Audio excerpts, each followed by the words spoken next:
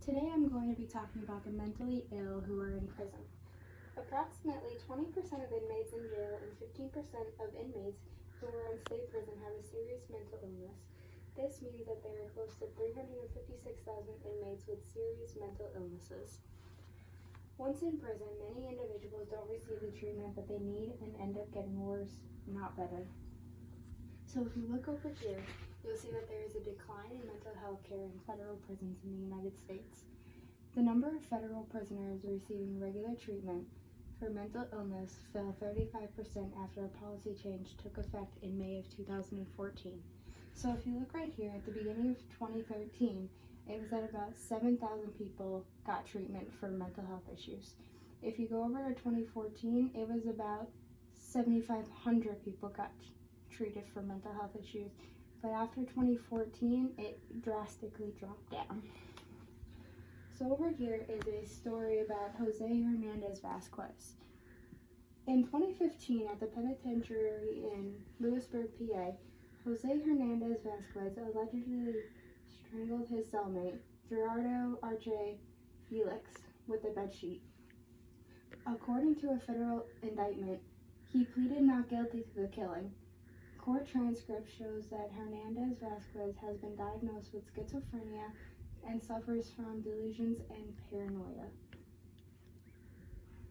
The borough had previously flagged Hernandez Vasquez as mentally ill.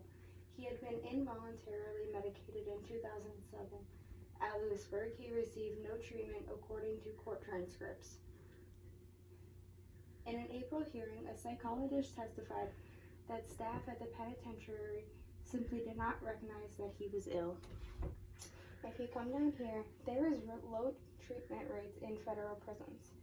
The largest prison systems in the country have far higher rates for treatment for serious mental illness than the federal prison system, which classifies only 3% of its population as needing regular treatment. So if you come down and look here, the three biggest state prisons that are maximum security are California, New York, and Texas, where California has 30% getting treatment, New York has 21% getting treatment, and Texas has 20% getting treatment, whereas federal only has 3%. Medical care is often also inadequate too. Something like a broken arm, everybody can see. Mental health care is often regarded as something that is optional. Data analyzed by the Marshall Project shows that the average monthly rate of assault across all federal prisons increased 16% from 2015 to 2016. In several recent in-prison homicides, suggests that either the alleged attacker or victim was not getting needed treatment for their mental illness. Only 1/3 of inmates in the United States with mental health problems receive proper treatment.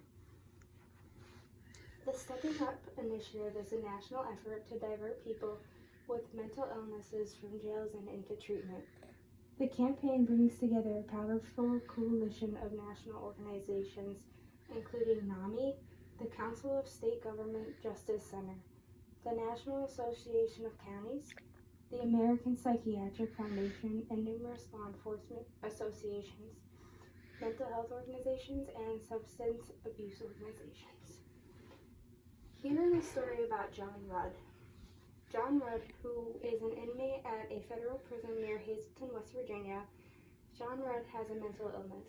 The voices in his head kept on getting louder.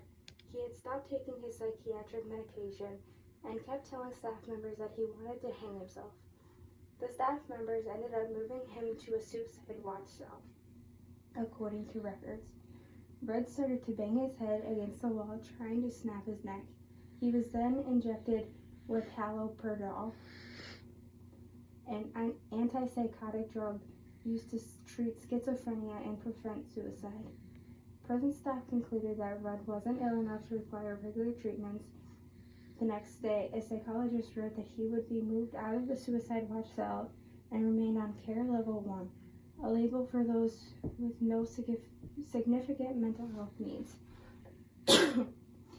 Untreated mental illness can also contribute to prison violence. While the vast majority of people with mental illness are not violent, research in recent years shows that people with serious psychotic disorders, especially when untreated, can be more likely to commit a violent crime. Mentally ill individuals can be up to 11 times as likely as the general population to be victimized. The mentally ill do not belong in prison.